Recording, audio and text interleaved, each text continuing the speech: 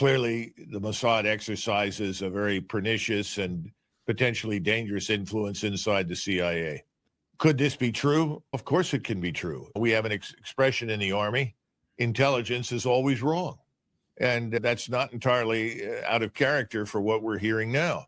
Could there be something else? Absolutely. During this latest Indo-Pakistani conflict, we know that the Indians ostensibly or allegedly accidentally struck a nuclear storage site about which they claim they didn't know.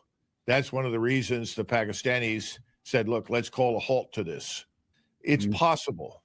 I can't confirm it one way or the other, but it's not impossible. But again, if you define your national interests as inextricably intertwined with other people's wars and conflicts around the world, that there could be no safety in the United States until Iran is destroyed, that unless Russia is beaten to a pulp, there's no safety for U.S. interests in Europe, unless Taiwan is preserved in perpetuity and protected against the possibility of reunification with China, then the world as we know it will fall apart. That's the kind of talk and nonsense, as you know, Judge. So I'd be surprised if people welcome that kind of thing. But obviously, if you have a lot of Jewish constituents and you're looking for donors from that community, that's a very good trick to play. And listen, we've had lots of evidence, and this is kind of what I regard as legalized corruption. Lots of evidence for the Kushners and the Trumps and Witkoff and so forth, all doing business on the side with Qatar and profiting from it enormously. It's the sort of thing that the right complained about with Hunter Biden. We see some of the same sort of thing going on right now. I find it distasteful, and I think it's in bad form, and I think it's probably illegal. But I don't see any evidence that anywhere is going to do anything about it. If he hasn't figured out that the Greater Israel Project is a suicidal path for the Israeli people and their state, then he's missing the boat completely. If they were dealing exclusively with Israel, that would be different. But no one really wants to go to war with us. This is something you and I have discussed over and over again for years. Right. No one in the world is interested in going to war with us. We're the ones that are talking about war all the time. So that's number one. They want to do business with us. Number two, if you're an Egyptian, you probably feel comfortable with dealing with the IDF. In other words, if you have to fight them, you can fight them. But what do you do if hundreds of aircraft fly off of carriers and come in from overseas to utterly devastate you on behalf of Israel? And right now, that's what they expect. The Turks, of course, would like to extract benefits from their cooperation with us. And by the way, one of the things that nobody brings up is that one of the key reasons that President Trump went to the region and ultimately talked to this man Jelani and shook his hand and talked about what an attractive young man he is because he's trying to hold together this CIA Mossad brokered alliance between the Turks and the Israelis. And you have to ask yourself, these people are obviously not Jewish. What are they doing there? And they're not the first ones by any means. Large numbers of members of this administration have trooped over there. We've had other governors go there to sign bills into law that essentially transform Jews into a protected class inside the United States. And again, as I've said before, and if I were in that position, I would not want to be transformed into a protected class in America, no matter what I was. But nevertheless, these things are real. You talk about moral authority, and I am glad that she's speaking out, and that's a very good thing. But there was an example of something similar when Napoleon Bonaparte was approached by one of his staff officers and said, the Pope in Rome is not going to like this and he won't approve it. And the answer from Napoleon was, how many battalions has the Pope got? I think today it's no longer a question of how many battalions anybody has. It's a question of how much money they have. And enormous quantities of money are backing this policy and ensuring that it will be carried out in Israel. Witkoff agreed. There can't be any enrichment. This puts us in the unfortunate position of having to follow through on enormous numbers of threats that we've made to strike Iran. I don't see how we avoid it. And I think that's what Mr. Netanyahu wants. The key thing is that if you're going to attack Israel with air and naval power, in other words, essentially missiles and bombs, what is your goal? What do you expect to accomplish? Now, I don't think anybody on the United States Armed Forces believes that our goal is to ultimately defeat Iran. If you want to defeat the Iranian state, then you're going to have to introduce ground forces into the mix. Air and naval power alone isn't going to achieve that. So I don't think the objective is to, quote unquote, defeat Iran. I think the objective will be to defeat their integrated air defenses and defeat their missile attacks, while at the same time destroying the nuclear capability on the ground to enrich, and also potentially to destroy the regime, because there have been lots of statements suggesting if we're going to go in there, then we have to target the regime itself, hopefully then leaving Iran leaderless and incoherent. First, the Iranians have made it very clear that they are not abandoning their nuclear power capability, nor are they prepared to give up enrichment or anything else. They're certainly not going to give up their missile arsenal and their theater ballistic missile capabilities. I don't know how you reach an agreement that includes those things without deeply offending and alienating Mr. Netanyahu. So I think you're right to raise that question. The question is that then the trigger for Mr. Netanyahu to launch his Israeli-only attack on Iran? And perhaps we shouldn't exclude this. I would not exclude the possibility that the British and the French don't aid the Israelis. So even if we're not initially involved, they could support him because they have strange interests in the region. The British especially, who meddled in the Middle East for centuries, they would like to gain control of Iran's oil and natural gas fields. And I think the French would eagerly jump into that as well. So I think there are other dangers, other things in play. So simply because we say we don't think so doesn't mean it can't happen. Some people say they're joined at the hip. I don't think President Trump really figures that dramatically in the whole equation. I think everything turns on what Mr. Netanyahu decides to do and the enormous support for him that exists in the Senate and the House. So I think at this stage, what would President Trump say? I don't know. He might say, I'm disappointed, but I'm going to support my friend Bibi and Israel. And I think that's what would happen. And I think President Trump knows that he has control. It may periodically irritate or anger President Trump. And I think he knows that Mr. Netanyahu will have the final say. And I think thus far, Mr. Netanyahu has made it pretty clear what he wants. And he wants the application of the Libya model. And I see no evidence that he's walked away from that. I think Israel is hardly democratic. And I don't know that you would get anybody today watching what's going on inside Israel and describe that as democratic. Stalin used to believe in something called prophylactic justice. It was essentially kill the citizen before the citizen has an opportunity to commit a crime. And I think that's where Mr. Netanyahu is. And if anyone is demonizing anything, he is demonizing Israel and himself. We can't do it. We're still in the same position.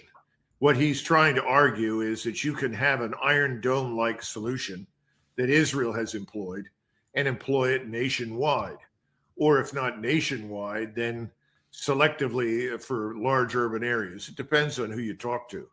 But the point is the Iron Dome is by no means perfect. And it has been penetrated and will be penetrated in the future. So this is another money pit for lots of people who are very anxious to see this money flow. And I think they're on the Hill. I think they're in the Department of Defense, in a number of other agencies across the federal government, and of course, across the country. Here's the rest of the story. It's not going to happen. We can't afford it. It's unattainable. It's back to this thing we used to refer to in the building as unobtainium. You can't break the laws of physics to get there and the laws of fractal mathematics. And that's the simple truth. So you're not going to get what they want. Whether or not you get something out of any of these programs is much less important than spending the money. You go to the Hill and you ask, what do you do here? And everybody will tell you, we spend money. Because that's his view of the Palestinians, that the best solution is the final solution for the Palestinians. And he doesn't like the fact that this is being rejected by most of the world, certainly not in the Anglosphere. The Anglosphere is very clearly under his influence, if not outright control and authority in many respects. But the rest of the world really isn't. and they see it for what it is. By the way, the ICC was not established to prevent another Holocaust. It was established to halt war crimes. And again, this is an attempt to place himself and his supporters at the center of the universe and to immunize them against any possible accusation of impropriety or criminal action. But that doesn't go down well with the rest of the world. He may get away with that here in the Anglosphere, but nowhere else. I think we have to understand that there are people here in the United States that believe that. I think everyone wants to separate Judaism from Zionism. And I'm sure in some cases that's true, but in many cases that certainly isn't true. Christian lives were saved along with Shiite lives. So this is an ongoing problem in the region. Iran and Russia are both involved in that. But there's another feature to all of this, and you brought it up when you mentioned BRICS. The other reason for the president's activities in Saudi Arabia and the Emirates is to try and persuade them not to become part of BRICS, to stay out of the sort of Chinese herd of potential cooperative customers. That's impossible.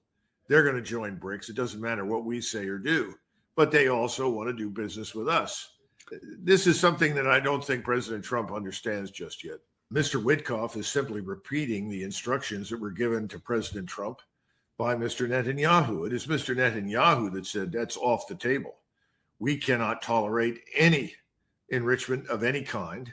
He's also made it clear that he and Israel will not tolerate the presence of all these ballistic missiles that could reach them. In other words, we're back to the Libyan model. That's the model he wants. Now, President Trump hasn't been willing to support that, at least not on the whole. But President Trump has now, obviously, through Mr. We need to stop and understand what is not happening in this administration. You're familiar with the National Security Council staff. That was established under President Eisenhower. President Eisenhower had been through the Second World War and its aftermath.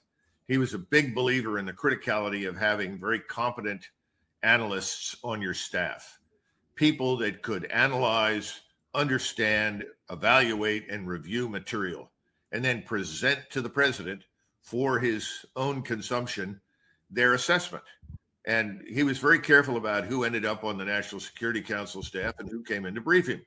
And so as a result, Eisenhower believed in the staffing process. So when he got a military operational plan, when he received a plea for money for some aspect of national security, it would be staffed. It would be thoroughly analyzed, brought back to him. He would review it, and he would make a decision. This is not happening inside the Trump administration. There is no such process. And as a result, it's hard to tell what the president actually knows and understands because there's not much evidence that he reads and studies what's handed to him. I think President Trump respects them and wants their goodwill. Now, I don't know how that's going to work, but I think that's his ultimate goal. It's not so much, I'm here to sell you more military equipment, although I'm sure that will come up. And I suspect the Saudis will probably buy some. But I think it's more along the lines of let's recognize that the last years have been difficult. The last few months have been hard, and that's over. I think that's what he wants to tell the Saudis. How they will receive that, who knows? But let's be frank. And no one in the international community, and that may also be true for many people in Israel, who've had to deal with Mr. Netanyahu have liked the man. Most of them regard him as an arrogant sociopath. And given what's happened in Gaza, he may well deserve the title of psychopath. So at this point, I don't think it costs President Trump very much at home with his enormous followers in the Jewish community, donors, to make it clear that he's unhappy with the behavior of Mr. Netanyahu. Now, beyond that, I don't think we should reach any conclusions. So we all understand that. We've heard about it. I've read The Art of the Deal. We all know what he thinks. The problem is that none of that is relevant to these issues. In fact, it's not even relevant to many of the things that challenge us inside the country, not the least of which is the potential for a financial meltdown. And if you listen to the various financial analysts that the mainstream tries to ignore, although it's becoming more and more difficult, because you now have people like Mohammed El-Arian, who's a very respected and thoughtful financial analyst who runs or has been in charge of the London School of Economics. You've got many others here, whether it's James Ricards or Luke Roman or Alistair MacLeod or any number of people that are experts in gold and these other things are all warning us categorically that we're in trouble. And even Mr. Bessemet has, I think, confided to the president that we just aren't bringing in any income to fund the government, which puts you in a very difficult state. He's now pursuing gold arbitrage to try and extract dollars so that we can fund ourselves. I don't know how much longer this goes on. So I think he's just simply said to the Saudis, and I think he'll say the same thing in the Emirates, let's let bygones be bygones. Whether or not that works, I don't know. I learned that Mr. Alexander was an Israeli from New Jersey. I thought everybody from New Jersey was an American. I thought it was very strange. For many years, we had laws in the books that said that if you served in the armed forces of another state, you lost your citizenship. If you voted in an election in a foreign state, you lost your citizenship. Then there was a Supreme Court ruling in 1965, with which you may be more familiar than I am, that overturned that. I'm someone who's never been comfortable with the idea of multiple citizenships. Either you are an American or you are not. And that was the view of the founders, and I tend to subscribe to that view. I don't know what people think today inside the United States Armed Forces. I know what I thought, and I think most of us, at least when I was serving, and that's up until 2004, and even in the years that followed, were very uncomfortable with people who were loyal to something other than the United States. Right. And then he turns around and tells Europeans that the Russians are now flexible and willing to negotiate and are ready to sign up for a ceasefire, when they know categorically that's not true, because the initial conditions that the Russians have always stipulated have not been met. So I think there's confusion across the board. The only people that are not confused are Moscow and Zelensky. Zelensky knows what he wants, which may involve the complete death of his own country, his nation, but that's what he's going to stand on. I think that Israel lobby has absolute unchallenged control over what's happening on the ground in Gaza. And that means that people in Washington are going to unconditionally support Mr. Netanyahu and whatever he decides to do with the forces at his disposal. There's nothing that's changed. I remember Gaza is this wonderful piece of real estate that, if it were only simply developed the right way, would be a mecca for everyone. That's the president's view. I don't know what to make of it. There is, but all of these governments, and this is very important for everybody to understand, are afraid of U.S. military intervention on Israel's side against them. Just bring in Senators Graham and Cotton, along with many others, and they'll tell you that's insane. We live on a hair trigger of a major global war. We can't spare a dime. In fact, I think the opposite is the case. People are looking for reasons to justify this defense expenditure. That means that you've got to find places to go, places to become involved, and places to fight. I mean, just look recently in Africa, we've been largely expelled from the continent by many different governments. And we thought Africa was this wonderful plane of opportunity where we could go in and fight Al-Qaeda or Al-Nusra or any number of branches of Islamists in perpetuity. And this is wonderful. It's crazy. The idea that perhaps the best thing we can do for most of the world is leave it alone, not interfere in it, is simply foreign to everybody in Washington. I think there's a great deal of evidence for that. And I don't know how you fix that one. Keep in mind that I'm absolutely confident that President Trump wants to do what he thinks is in the best interest of the American people. Figuring out what the best interests are is, for him, very challenging.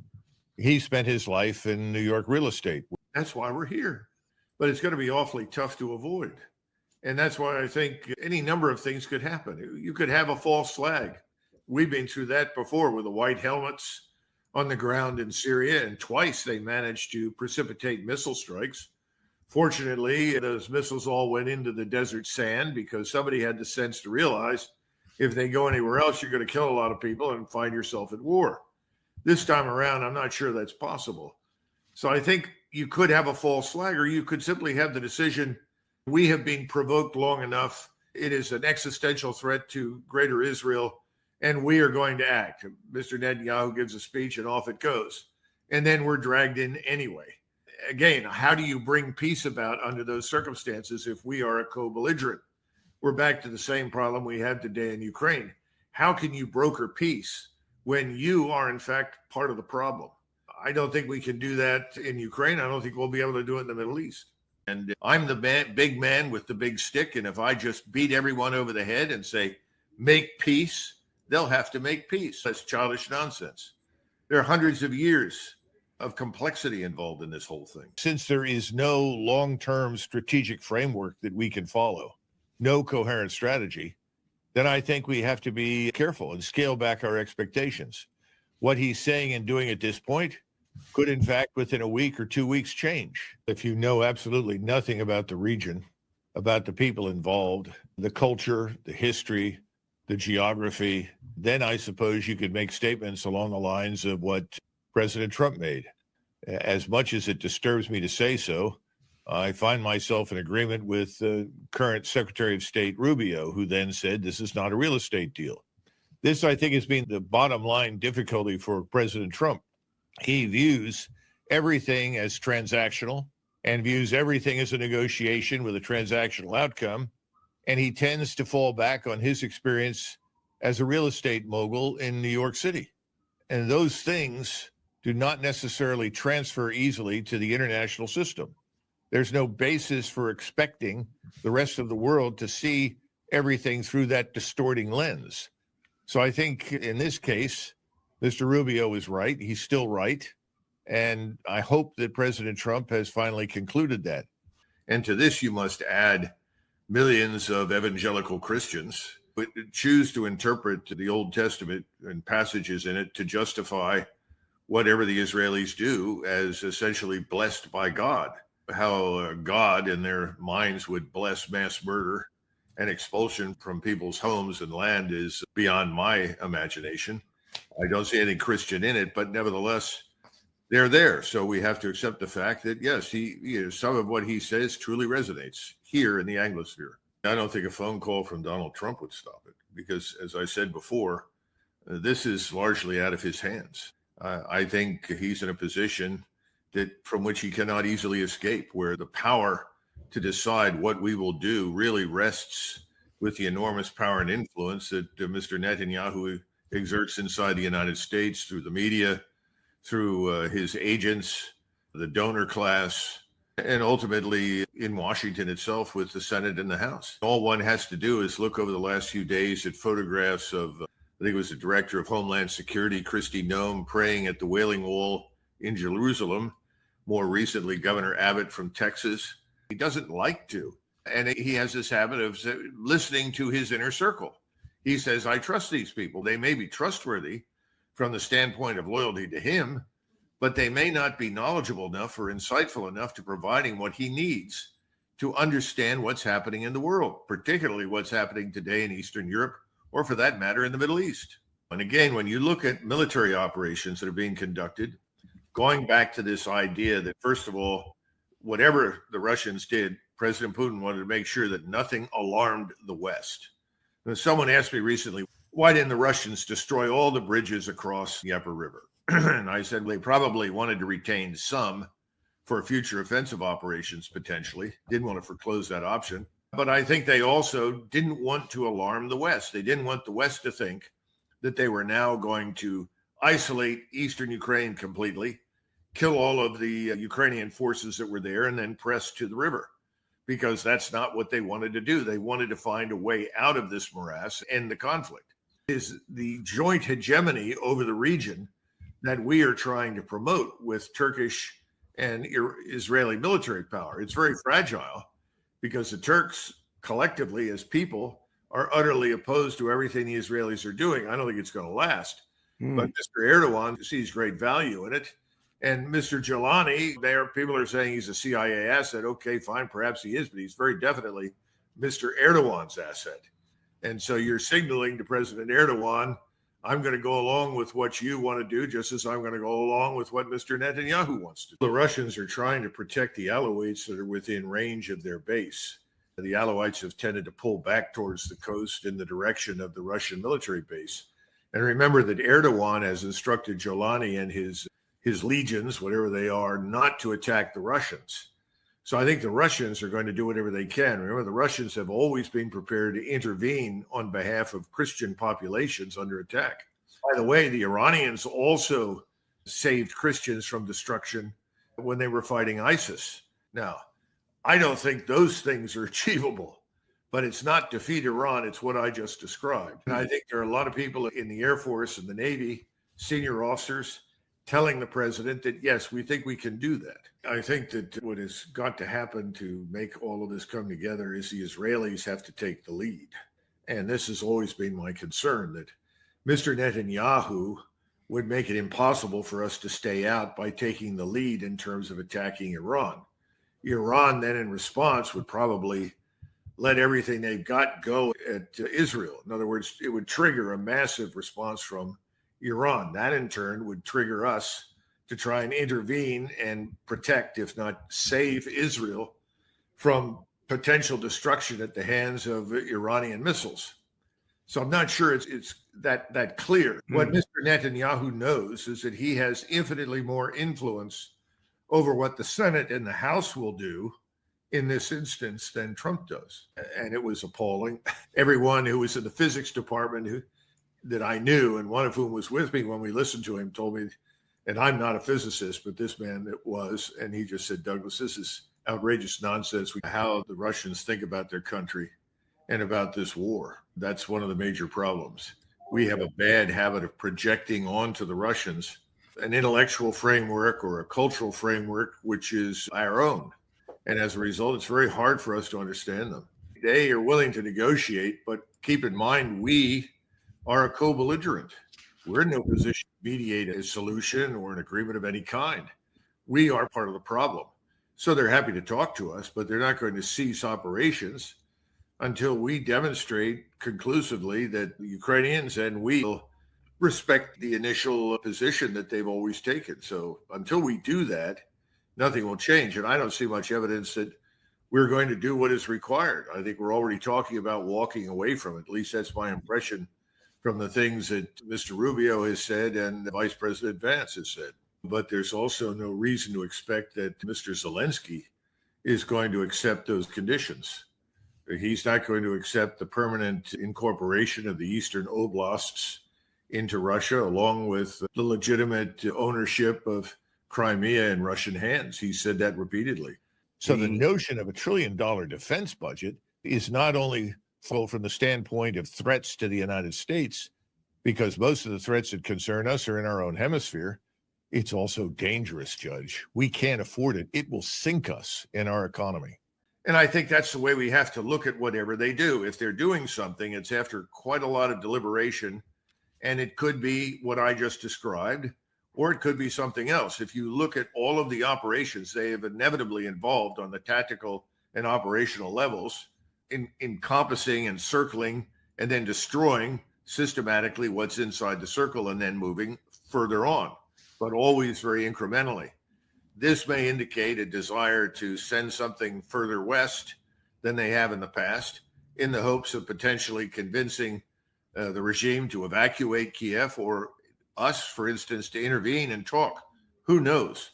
But I really think at this stage they're making decisions on the basis of what they believe is in Russia's interests. And I don't think they're listening very much to us anymore, because they've seen too much vacillation, too much change. They don't see the evidence for any coherent strategic framework.